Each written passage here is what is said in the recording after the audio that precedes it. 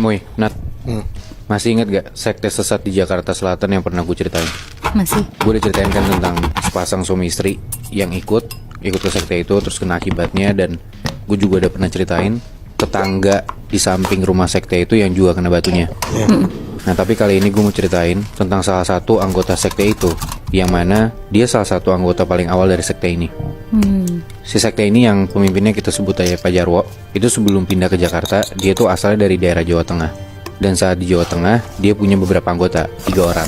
Dan tiga-tiganya ini gak cuma dikasih ilmu aja Muy, nah, tapi masing-masing dari mereka dikasih peliharaan jin.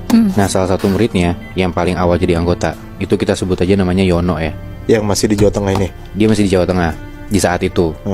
Nah, Yono ini mas-mas, umurnya 30 tahunan, yang kerjaannya tuh satpam Muy. Nah, istrinya gak kerja. Nah, dia salah satu anggota yang akhirnya ngikut Pak Jarwo ke Jakarta.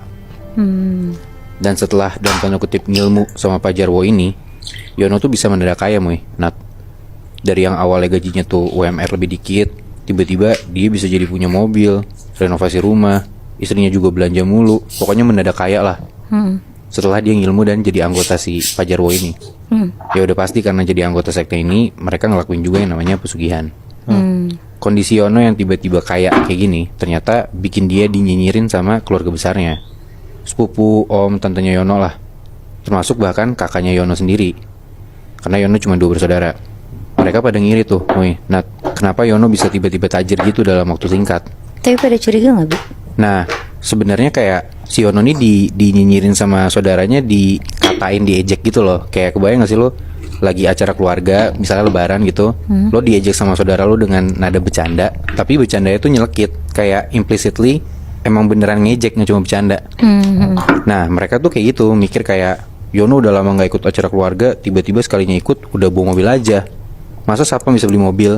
Jadi kayak kalau lo nanya kayak tadi, tahu apa enggak, ya kayak secara nggak langsung bertanya ke Yono, tapi dengan cara ngejek gitu loh. Yono ngerasa emang keluarganya emang nyinyir banget, cukup bikin bete juga. Tapi ya dia gak mau ngambil pusing. Bodo amat, yang penting hidup gue enak gitu. Nah, ini di suatu waktu, kejadiannya sekitar 5 tahun yang lalu. Di saat itu bokapnya Yono tuh meninggal. Nyokapnya udah gak ada sebelumnya. Otomatis warisan turun dong ke anaknya.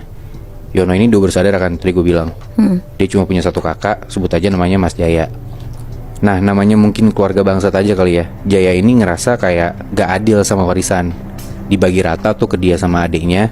Nah, kayaknya juga si Jaya tuh ngerasa kalau gue kakak, adik gue juga duitnya lebih banyak dari gue lebih butuh dari dia dan lebih pantas dapat warisan dibanding adik gue gitu.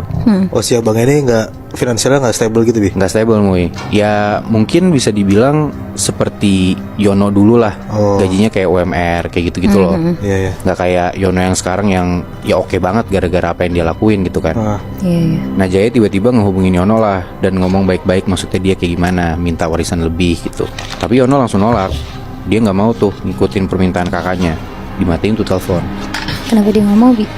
Karena ya dia ngerasa ya udah 50-50 aja kan, ini hak gue gitu kan. Walaupun si Yononya juga udah kaya. Betul. Nah, kakaknya digituin marah lah, seorang kakak gitu kan. Gak sopan banget nih adik gue. Udah rada panas tuh si Jaya. Ditelepon lagi adiknya sampai marah-marah. Lancang ya kamu Yon, duitmu aja haram. Digituin sama kakaknya. Yono makin manasin. Dia bilang, nggak apa-apa mas, yang penting aku punya mobil, gak kayak mas. Ditutup lagi tuh teleponnya sama si Yono. Ngamuk tuh Jaya ngedenger adiknya ngomong kayak gitu.